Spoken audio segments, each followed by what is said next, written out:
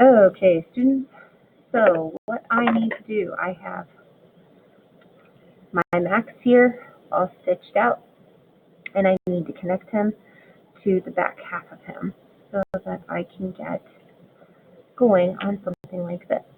I'm going to stitch around the edge. I like to do it this way just because it seals everything up. It just looks kind of quirky. It looks silly. I am including instructions on how to also do it like this, where I would take the rough edge and the rough edge. So these two sides like this, and I would stitch around him, leaving a section open. And then when I get to that section, so maybe usually it would be like on the side or whatever, I would turn him inside out. I don't like doing that with this fabric. I would do that with this fabric. This is fleece and it's real stretchy, and so I wouldn't have to worry. And then also the little arms and legs and stuff aren't really tiny. I cut his arms way too narrow for this, and I was actually already pre-planning on having him kind of be very similar to the little rabbit that I made. So what I'm going to do is I threaded my needle, and after threading off my needle, I took the two ends with the two separate pieces of thread. There you see them, and I tied those into a knot together. So I have a really thick piece of stuff here, really thick piece of embroidery floss. And what I'm going to do is I'm going to go inside, so in between those two layers, because what I'm going to do is I'm going to leave the knot inside of my project. I don't want to leave the knot on the outside. So it's right there. Now, I've run into a problem where I want to get this started, and I want to show you how to do this, but I don't have my fiber fill. My fiber fill is the stuffing. So I'm going to stitch his arm so you can see it, and then tomorrow I'm going to bring the fiber fill in and show you what we're doing. But what I am going to do is I'm stitching around his arm, so down the outside and up the inside. And when I get to the armpit here, I'm going to have this hollow little cavern, and I'm going to use probably a chopstick, and I'm going to stuff the fiber fill down to the bottom, and then my needle will be down here ready to go, and I will stitch down along the side around his foot. I'll stop here, and then I will stuff his leg here. Then I'll continue sewing here. I'll stuff this leg. I'll continue sewing up this edge, and I'll stuff his body, and then I'll sew around the arm, stuff the arm, and then the very last thing is I'll go back and stuff the head. And then after I've completed that portion, I had this piece of black fabric. It's cut kind of a funky angle. I'm going to fold it over, and I'm going to stitch it.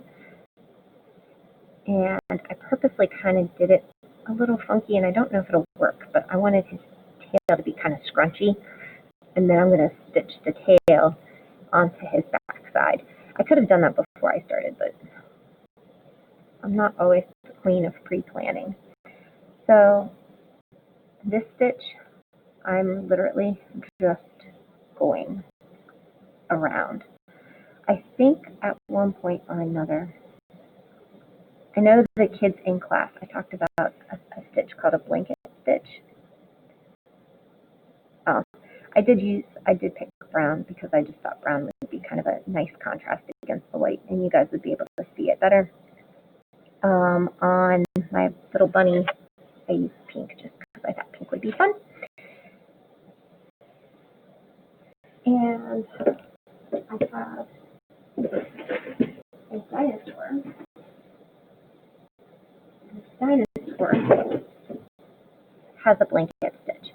So where this stitch goes all the way around, a blanket stitch goes through and it catches itself.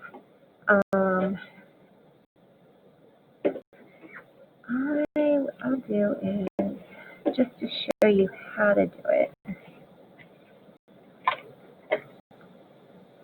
I will take a little bit of thread.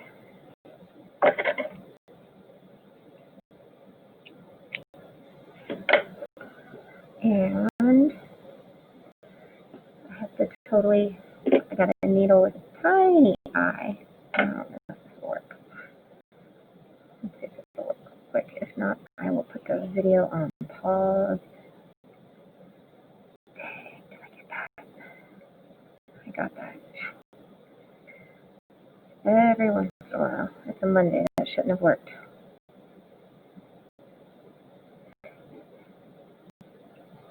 So on this one, I would go ahead and knot one end, not both of them together. And I will show you blanket stitch around his feet.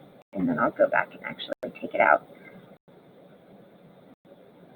I'm going to start on the inside, like so. Tuck that knot between the fabric. Nobody likes to see knots, unless they're cool looking knots. And so I'm going to put those two together.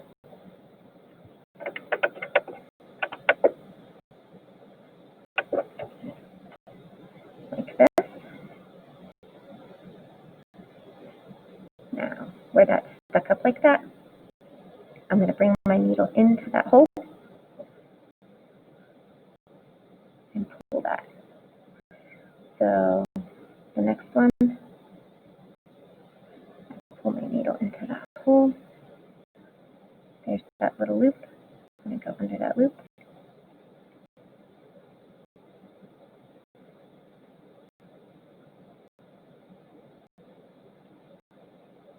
When I stitched on my dinosaur, okay, so I missed getting that loop. And so what I'm going to do is just slide my needle under it.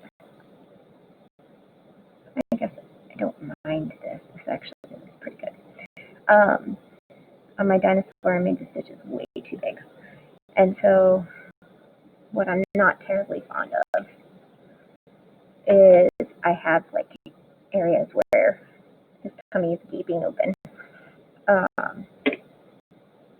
Versus my little bunny, everything is really well sealed in.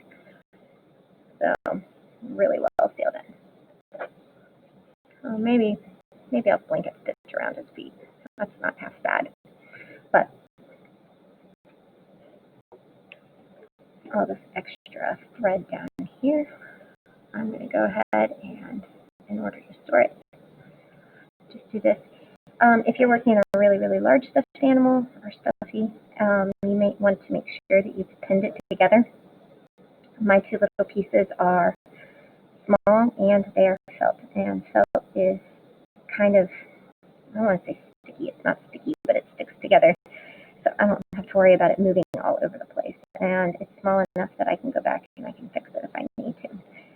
But I will come back tomorrow and create an additional video on here where I am starting to stuff this and complete sewing it. So you guys can see that. And this is where we're at. Have a good day. If you have any questions, email me. I will put my email address in the comments. So if you are not in my classes but you have questions, you are welcome to email me as well.